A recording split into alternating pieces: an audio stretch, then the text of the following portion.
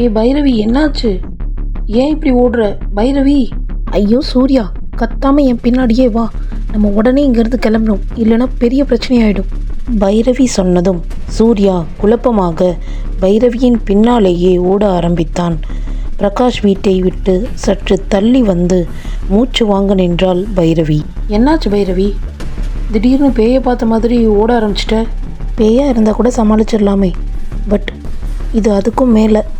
பைரவி சூர்யாவிடம் சொல்லி முடித்த அடுத்த நொடி அவள் கன்னத்தில் ஓங்கி ஒரு அறை விழுந்தது. கன்னத்தில் கை வைத்தபடி பைரவி திரும்பி பார்க்க அங்கு அவளை முறைத்தபடி நின்று கொண்டிருந்தார் மீனாட்சி. அம்மா. தன்னையும் மீறி பைரவியின் உதடுகள் முணுமுணுக்க சூர்யாவோ திருவென முழிக்க ஆரம்பித்தான். பெங்களூர் போகிறேன்னு சொல்லிட்டு இங்கே என்னடி பண்ணிட்டு இருக்க? கோவத்தில் கண்கள் சிவக்க கேட்டார் மீனாட்சி. இல்லைம்மா, அது ப்ராஜெக்டுக்காக. போதும், இதுக்கு மேலே ஒரு வார்த்தை பேசாத. இந்த நிமிஷமே இந்த ஊரை விட்டு நீ கிளம்பணும். என் கூட வா. மீனாட்சி பைரவியின் கையை பிடித்து இழுத்துச் செல்ல பைரவி செய்வதறியாது திகைத்து போனாள். சில நொடிகளுக்கு பின் சுதாரித்தவள் சட்டென தன் அம்மாவின் கையை உதறி தள்ளினாள். அதிர்ந்து போய் திரும்பி பார்த்தார் மீனாட்சி. சாரிம்மா, என்னால் எங்கேயும் வர முடியாது. பைரவி சொன்னதை கேட்டு மீனாட்சிக்கு தலைக்கு மேல் கோபம் வந்தது. கடைசியாக சொல்கிறேன், உனக்கு உன் அம்மா வேணும்னா எதிர்த்து பேசாமல் கேள்வி கேட்காம இப்போவே இங்கேருந்து கிளம்பு. மீனாட்சியின் வாயிலிருந்து அப்படி ஒரு வார்த்தையை கேட்டதும் பைரவி திகைத்து போனாள். சரிம்மா, நீ சொன்ன மாதிரியே நான் உன் கூட வர்றேன்.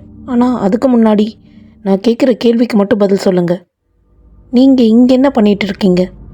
அது பதில் சொல்ல முடியாமல் தடுமாறினார் மீனாட்சி. சொல்லுங்கம்மா. செத்துப்போன பிரகாஷ் வீட்டில் உட்காந்து நீங்கள் அழுதுட்டு இருந்ததை பார்த்து தான் நான் ஓடி வந்தேன். உண்மையை சொல்லுங்கள், பிரகாஷ் யார்? இந்த ஊருக்கு நான் வந்ததுக்கு நீங்கள் ஏன் இவ்வளோ டென்ஷன் ஆகுறீங்க? சொல்லுங்கம்மா. பைரவி கேட்க கேட்க மீனாட்சியின் கண்கள் கலங்கியது. பதில் சொல்லுங்கம்மா, எனக்கும் இந்த ஊருக்கும் என்ன சம்மந்தம்? நான் ஏன் இங்கே இருக்கக்கூடாது? சொல்லுங்க.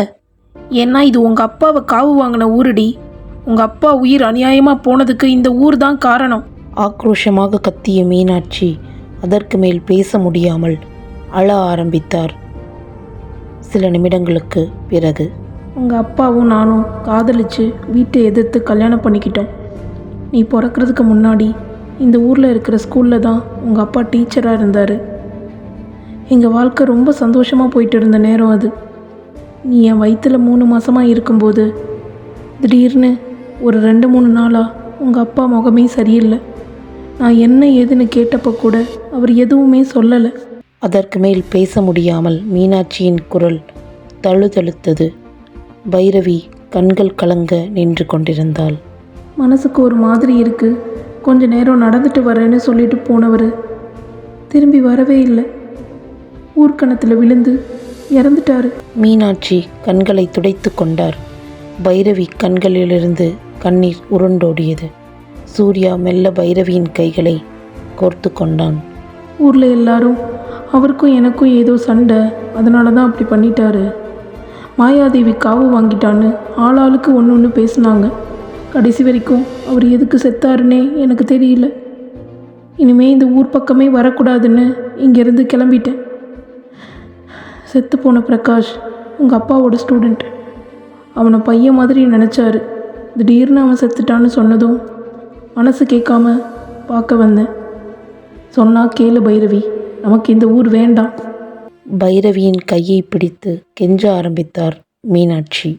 பைரவி, இவ்வளோ நாள் உனக்கு ஏன் இப்படி கனவு வருதுன்னு புரியாமல் குழம்பிட்டு இருந்தோமே, இப்போதான் அது ஏன்னு புரியுது. சூர்யா சொன்னதும் மீனாட்சியின் கவனம் சூர்யாவின் பக்கம் திரும்பியது. கனவா? என்ன கனவு?